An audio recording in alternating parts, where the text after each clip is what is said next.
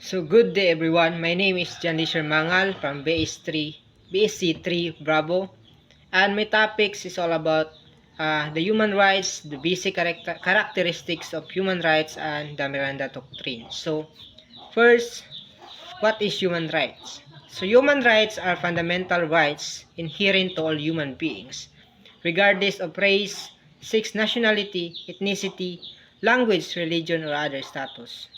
So these are the basic samples of characteristics of human rights. So we all know that human rights are essential for ensuring dignity, freedom, and justice for all individuals. They provide a framework for addressing inequalities and injustices, promoting a world everyone can live free from oppression and discrimination. The ongoing struggle for human rights requires vigilance, advocacy, and commitment from individuals, communities, and governments.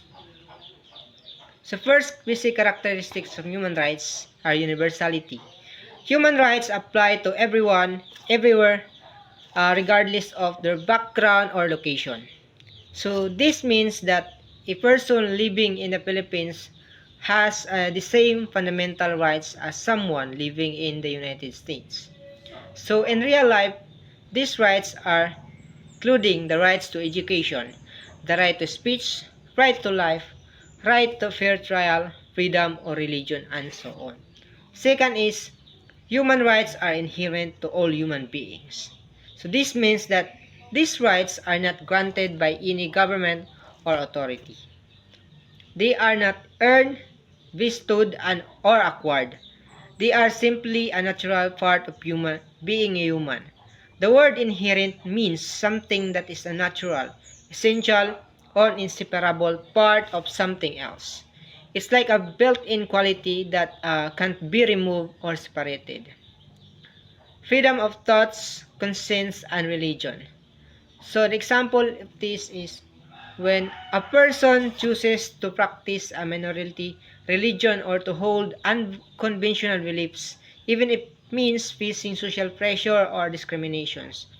This inherent right allows individuals to think freely and hold their own beliefs without fear of persecution. The freedom from torture. Example, a police officer refuses to use excessive force on a suspect, even under pressure, because the inherent right to freedom from torture prohibits cruel or degrading treatment. This applies regardless of the crime committed or the suspect's background.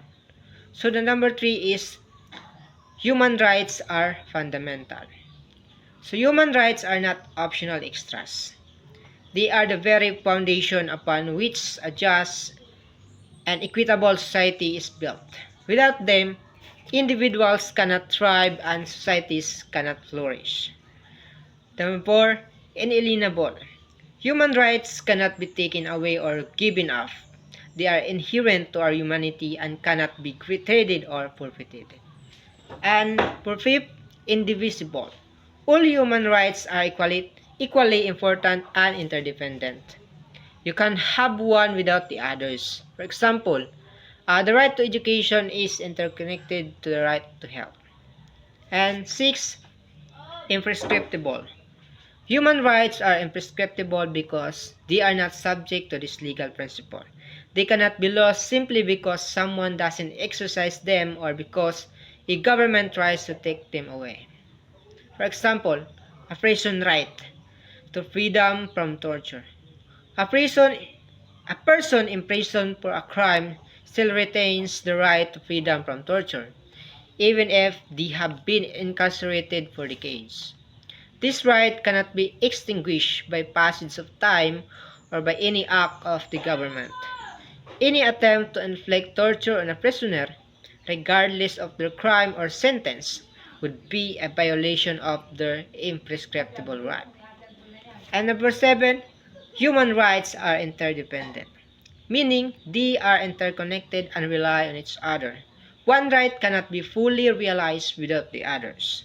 It's like a web where each strand is connected and supports the others. So the classification of rights. Rights are fundamental, entitlements that individuals possess.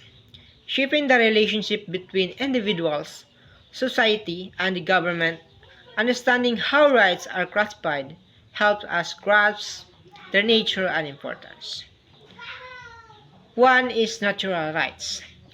These rights are God-given rights acknowledged by everyone to be morally good, unwritten but prevails as norms of the society.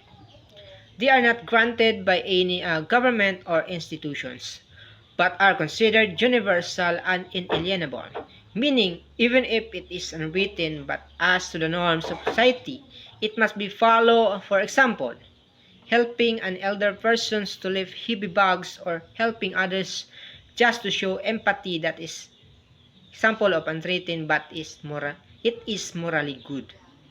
Second is constitutional rights, conferred and protected by the Constitution and which cannot modify or taken away by the lawmaking body. Examples are freedom of speech, religion, freedom of assembly, and the right to equality. And last, statutory rights. Statutory rights are the rights that are based on laws or statutes that have been passed by a government. They can apply to employment, criminal, and other areas of life.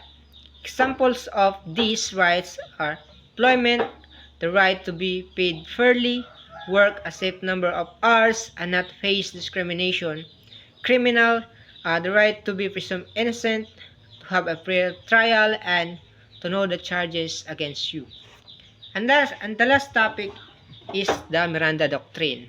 So, the Miranda Doctrine means that prior to questioning during custodial investigations, the person must be warned that he has the right to remain silent, that any statement he gives may be used as evidence against him, and that he has the right to be to the presence of an attorney, either retained or appointed. Imagine a scene where someone arrested. The police can't just start asking questions right away. They have to read the suspect's the right first. This is called the Miranda warning. So here's what the Miranda warning says. You have the right to remain silent. So this means you don't have to answer any questions.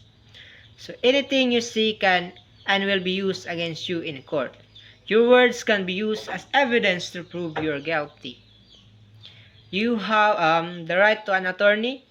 You can have a lawyer present during questioning. If you can't afford one, the court will appoint a lawyer for you. So why is this doctrine is important?